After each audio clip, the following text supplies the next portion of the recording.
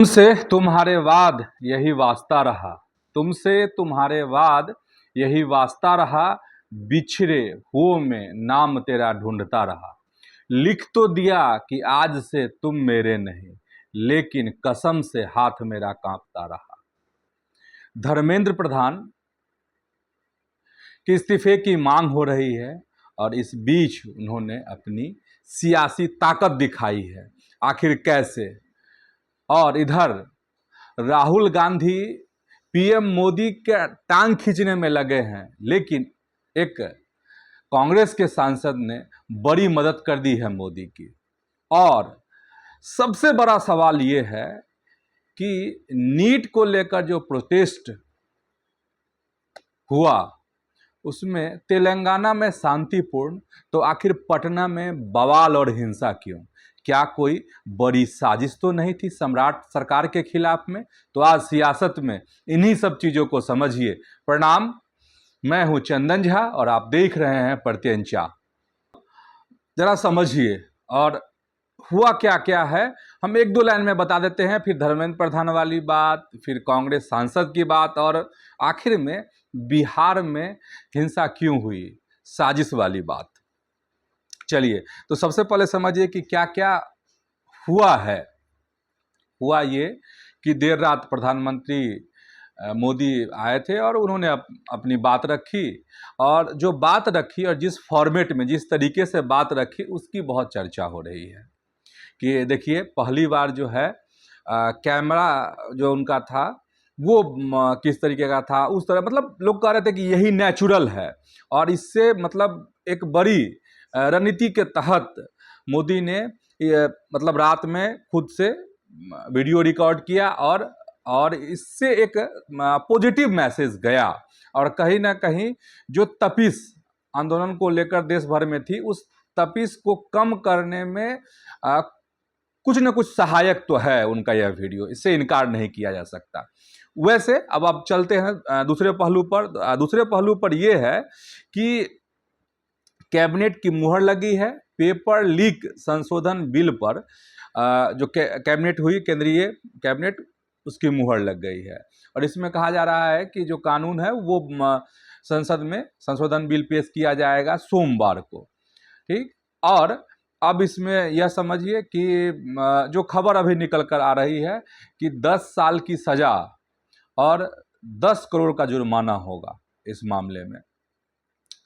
और इसी कैबिनेट में नरेंद्र मोदी ने एक सवाल किए सबसे, अपने मंत्रियों से, और पूछा कि इंस्टाग्राम पर कौन कौन है। और उन्होंने निर्देश दिए तमाम मंत्रियों को कि अगर आप इंस्टाग्राम पर नहीं हैं तो एक्टिव होइए और अपनी बात युवाओं से जुड़िए। और इसकी झलक नरेंद्र मोदी ने उस वीडियो के माध्यम से दिया, जिसमें कि उन्होंने संदेश दिया कि वो बहुत सख्त कदम उठाने जा रहे हैं। नीट जो मामला है या इस तरह की परीक्षा का जो मामला है वो बहुत गंभीर मामला है। और खबर यह भी आ रही है कि एनटीए में बहुत सारे बदलाव होंगे। हम जब तक आपके लिए इस वीडियो को रिकॉर्ड कर रहे हैं तब तक इसकी जानकारी सामने नहीं आई थी। अगर जानकारी सामने आती है इसको लेकर, जो बदलाव की चर्चा है, तो हम दूसरे वीडियो के माध्यम से आपको बताएंगे। तो ये हो गया। अब एक और खास बात हुई कि सीजेपी और सरकार के बीच में दूसरे दफे की बात हुई। एक दफे की बात हो चुकी थी जिसमें नड्डा के घर गए थे सीजेपी के प्रवक्ता, कॉकरोच जनता पार्टी के प्रवक्ता। इस बार क्या हुआ कि कॉन्स्टिट्यूशनल जो क्लब है उसमें बातचीत हुई, और चूंकि सीजेपी की यह मांग थी कि कोई कॉमन प्लेस ही निर्धारित किया जाए, हम जेपी नड्डा के घर नहीं जाएंगे। तो वहीं पर जेपी नड्डा और जितेंद्र सिंह जो हैं मंत्री केंद्र के, वो दोनों थे, और इधर से सीजेपी के 2 प्रवक्ता भी गए और बातचीत हुई, जिसमें उन्हें सरकार की तरफ से कई आश्वासन मिले। और उसमें से सबसे बड़ी मांग सीजेपी की यही कि धर्मेंद्र प्रधान का इस्तीफा। और इस पर सरकार ने कहा कि हम विचार करते हैं, और 24 घंटे का समय की बात जो है कही गई किसके, सीजेपी की तरफ से। अब इसी में आप समझिए कि धर्मेंद्र प्रधान के इस्तीफे को लेकर एक तरह से कहिए घमासान है। अपने अपने दावे किए जा रहे हैं कि धर्मेंद्र प्रधान का क्या होगा, इस्तीफा होगा कि नहीं होगा, किस तरीके से आंदोलन खत्म होगा, क्योंकि जो प्रदर्शनकारी हैं उनकी यही मांग है कि धर्मेंद्र प्रधान का इस्तीफा हो। इन सब चीज़ों के बीच एक तस्वीर उभरी है और उस तस्वीर को देखनी चाहिए। और उस तस्वीर को देखने के से लोग कह रहे हैं कि धर्मेंद्र प्रधान जो हैं, या आप लोग के मन में भी होगा कि देखिए पूरे देश भर में उनके खिलाफ में आंदोलन हो रहा है, और तो धर्मेंद्र प्रधान आखिर कर क्या रहे हैं।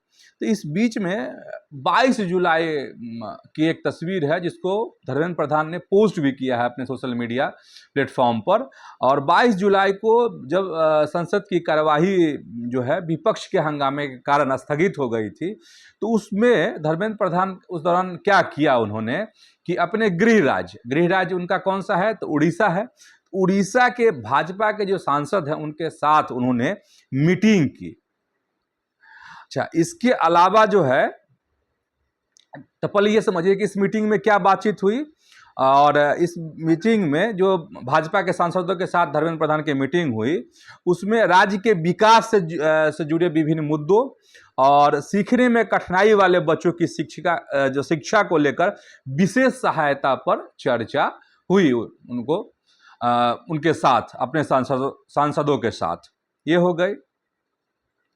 दूसरा हुआ कि इसी दिन उन्होंने राज्य और केंद्र शासित प्रदेशों के शिक्षा मंत्रियों के सम्मेलन को भी संबोधित किया। आधे घंटे तक उन्होंने भाषण दिए, जिसमें राष्ट्रीय शिक्षा नीति, मातृभाषा में शिक्षा, नेशनल करिकुलम फ्रेमवर्क और शिक्षा सुधार जैसे विषयों पर उन्होंने विस्तार से अपनी बात रखी। लेकिन परीक्षा, प्रश्न पत्र लीक, इन सब का वो धर्मेंद्र प्रधान ने बिल्कुल जिक्र नहीं किया। इसमें खास क्या है, 22 जुलाई वाली तारीख को क्या खास रहा कि जो उड़ीसा के सांसदों के साथ धर्मेंद्र प्रधान ने जो मीटिंग की, ये तस्वीर है अपने सांसदों के साथ जो आप स्क्रीन पर देख रहे होंगे। वहाँ पर खास ये रहा कि इस तस्वीर को देखकर लोग यही कह रहे हैं कि जो घमासान मचा हो उनके इस्तीफे को लेकर, लेकिन एक तरीके से उन्होंने और चूंकि इस तस्वीर को धर्मेंद्र प्रधान ने पोस्ट भी किया है, तो कहा जा रहा है कि ये अपनी सियासी जो ताकत है वह दिखाई है। किसने? धर्मेंद्र प्रधान ने। अब ये उनकी सोच, या मान लीजिए भाजपा की सोच, या सरकार की सोच, मोदी और अमित शाह की सोच अब क्या है, ये अभी स्पष्ट नहीं है। लेकिन इसको कहा जा रहा है कि धर्मेंद्र प्रधान ने यहीं पर अपनी सियासी ताकत जो है वह दिखा दी है। अब चलिए इधर जो सोनम वांगचुक, देर रात जब नरेंद्र मोदी का जब वीडियो आया, इसके बाद कुछ देर के बाद जो है सो जितेंद्र सिंह और इधर जेपी नड्डा जो है पहुंचे थे अस्पताल, और कुछ बातचीत हुई, और उनके कुछ समर्थक थे वांगचुक के, अब उन लोगों के सामने में और उन्होंने अपना ये किया, जूस पिलाकर उनका अनशन, जो भूख हड़ताल थी वह खत्म करवा दी। तो इसमें खबर आ रही है कि ये जो फासला था, ये जो खाई थी सरकार और सोनम के बीच में, उसको खत्म कराने में कांग्रेस के एक सांसद ने बड़ी भूमिका निभाई है। और आप जान ही रहे हैं कि किस तरीके से विपक्ष और खासकर कांग्रेस जो है हमलावर है केंद्र की सरकार पर। कैसे राहुल गांधी, प्रियंका वाड्रा कैसे पीएम हाउस के सामने पहुंच गए थे, धरना प्रदर्शन हुआ था, तमाम हंगामा हुआ। और इस बीच में सबसे लोगों के मन में यह सवाल है, आपको भी आ सकता है, कि आखिर वह सांसद कौन है। तो उस सांसद का नाम है विवेक तन्खा। विवेक तन्खा का एक खास कनेक्शन है सोनम वांगचुक के साथ। जब एनएसए का मामला हुआ था वांगचुक का, तो उसमें जो कि विवेक तन्खा जो हैं सो राज्यसभा सांसद हैं और वकील भी हैं, तो उसमें सोनम वांगचुक का बहुत उन्होंने ये किया था, हेल्प किया था, बड़ी मदद की थी। तो एक समझिए कि इधर राहुल गांधी टांग खींच रहे हैं पीएम मोदी के, लेकिन उन्हीं के एक सांसद ने इतनी बड़ी मदद की। मतलब भूख हड़ताल जो खत्म हुई है, तो पर्दे के पीछे 2-3 दिनों से बातचीत चल रही थी, सरकार सोई नहीं थी, सरकार लापरवाह नहीं थी, मोदी की सरकार, प्रयास उसके जारी थे। अब वो प्रयास सबको दिख नहीं रहे थे, तो अब खबर यही आई कि विवेक तन्खा वो शख्स हैं जिन्होंने एक बड़े ब्रिज का काम, एक सेतु का काम किया है। अब ये खबर सामने आई है, अब कांग्रेस में क्या रिएक्शन होगा, क्या फायदा और क्या नुकसान होगा विवेक तनखा का, वो वक्त बताएगा। लेकिन समझिए कि हनुमान, कांग्रेस के सांसद ही मोदी के लिए हनुमान साबित हो गए इस मामले में। और जैसे ही भूख हड़ताल खत्म हुई है, इधर सरकार से सीजेपी की बातचीत चल रही है, तो जो एक तीव्रता दिल्ली में देखी जा रही थी, हालांकि कई जगहों पर आज भी धरना प्रदर्शन विरोध की खबरें आई हैं, लेकिन तीव्रता जैसे लग रहा है कि थोड़ी कमी है। परिणाम क्या होता है, अंतिम प्रतिफल क्या आता है, उसके लिए तभी इंतजार करना होगा, क्योंकि सीजेपी की मांग स्पष्ट है कि धर्मेंद्र प्रधान का इस्तीफा हो। तो समझ गए, अब कांग्रेस वाली बात भी समझ गए कि कांग्रेस के वो कौन सांसद हैं। अब आइए आखिर सवाल पर, जो सबके मन में चुभ रहा है, सिर्फ उठ ही नहीं रहा है, चुभ रहा है।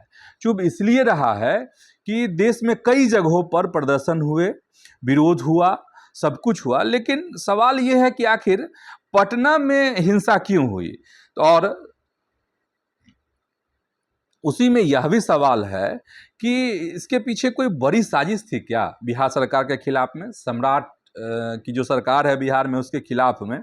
देखिए, अब तेलंगाना का मामला है, हैदराबाद में जो है आपको 22 जुलाई को आर्ट्स कॉलेज में छात्रों ने विरोध प्रदर्शन किया, पोस्टर लेकर, बैनर लेकर के।